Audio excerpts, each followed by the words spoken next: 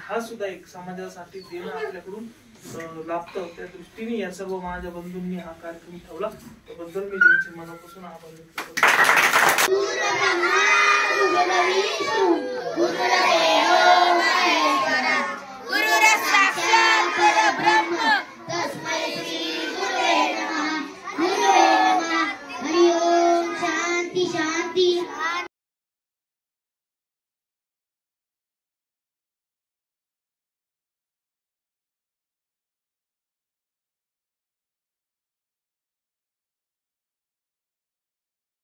छत्रपती शाहू महाराज निवासी वसतिगृहाच्या वतीने कुमार सर यांना वाढदिवसाच्या लाख शुभेच्छा.